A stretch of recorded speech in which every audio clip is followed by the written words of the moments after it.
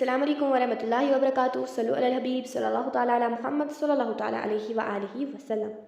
हमने रहमत आलम सल्लल्लाहु अलैहि व वसल्लम बुक के पहले 5 टॉपिक्स कंप्लीट कर लिए हैं। आज हम इसका छठा टॉपिक पढ़ने जा रहे हैं, जिसका नाम इब्राहीम अलैहिस्सलातु वस्सलाम की नस्ल है। तो पहले हम इसकी रीडिंग करेंगे, फिर समझने की कोशिश करेंगे। आदम अलैहिस्सलातु वस्सलाम की औलाद में मशहूर पैगंबर हज़रत नूह अलैहिस्सलातु वस्सलाम गुजरे। नूह अलैहिस्सलातु वस्सलाम की औलाद में हज़रत इब्राहीम अलैहिस्सलातु वस्सलाम सबसे बड़े पैगंबर हुए। ये इराक़ के मुल्क में पैदा हुए और वही बड़े और जवान हुए।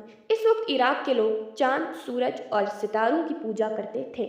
हज़रत इब्राहीम अलैहिस्सलातु वस्सलाम ने जब ये देखा तो दिल में गौर किया कि क्या ये सितारे खुदा हो सकते हैं। लेकिन जैसे ही रात ख़त्म होकर सुबह का तड़का होने लगा, सितारे झिलमिलाने लगे और जब सूरज निकला तो वो बिल्कुल निगाहों से ओझल हो गए।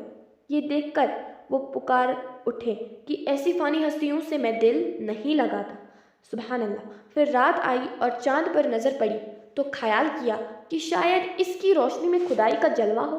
लेकिन जब वो भी डूब गया तो बोल उठे कि मेरे परवरदिगार ने अगर मुझे राह न दिखाई तो मुझे सच्चाई का रास्ता कभी न मिल सकेगा।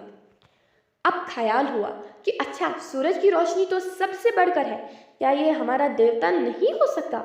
लेकिन शाम की तारीकी ने इस बड़ी रोशनी को भी जब बुझा दिया, तब इनके दिल से आवाज़ आई कि मेरे परवरदिगार का नूर तो वो नूर है जिसका अंधेरा नहीं। मैं इसी खुदा को मानता हूँ जिसने आसमान और ज़मीन और इनके जलवों को पैदा किया।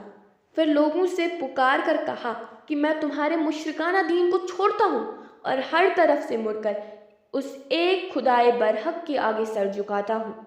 खुदा ने इनको पैगंबर बनाया और आसमान और ज़मीन की हकीकतों के दफ्तर इनके सामने खोल दिए और दुनिया में तौहीद का पैगाम सुनाने के लिए इनको मामूर किया। उन्होंने इराक़ के बादशाह नमरूद और इसके दरबारियों को ये पैगाम सुनाया। इनके कानों में ये बिल्कुल नई आवाज़ थी।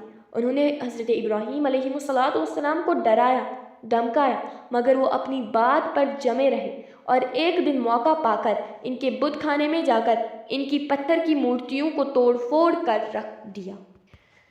ये देखकर बादशाह कौन था? बादशाह नमरूद था। ये देखकर बादशाह ने इनके लिए ये सज़ा तजवीज़ की कि वो आग के अलाव में डालकर जला दिए जाए। बेसिकली किताब पे अलाव लिखा हुआ है, लेकिन ये अलाव नहीं है, लाव में है, यानी जो आग के लावे होते हैं ये वही है। तो आग के लाव में डालकर जला दिए जाए। ये इम्तिहान का मौका था, मगर इनकी साबित कदमी का वही हाल रहा। इधर उनका आग में पड़ना था कि आग बुझकर इनके जान की सलामती का सामान बन गई। अब हज़रत इब्राहीम अलैहिस्सलातु वस्सलाम ने यहाँ से शाम और मिस्र के मुल्कों की तरफ रुख किया और वहाँ के बादशाहों को तौहीद, खुदा को एक मानना और कहना, तौहीद क्या होता है? खुदा को एक मानना और खुदा को एक कहना, यानी खुदा एक है, का आवाज़ सुनाया, यानी इसी का आवाज़ सुनाया कि खुदा एक है। और जब कहीं ये आवाज़ न सुनी गई तो अरब के सौबा हिजाज़ में चले आए। अल्लाह ताला ने हज़रत इब्राहीम अलैहिस्सलातु वस्सलाम को 2 बेटे दिए।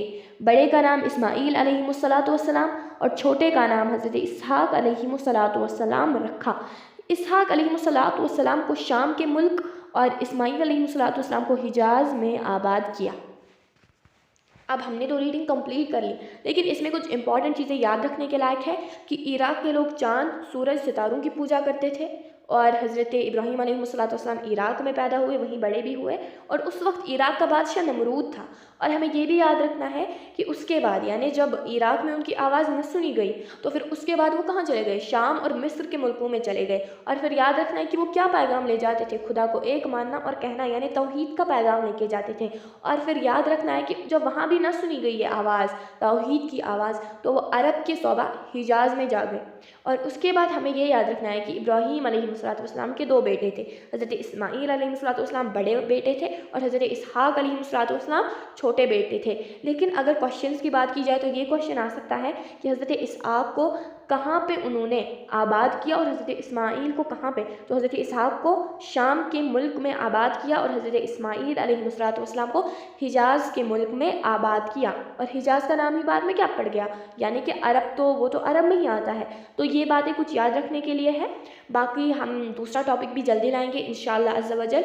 इस टॉपिक को आप अच्छे से प्रिपेयर कर लें और इसके बाद इंशाअल्लाह अज़्ज़ा वजल जल्दी से जो है वो 7वां टॉपिक भी आ जाएगा।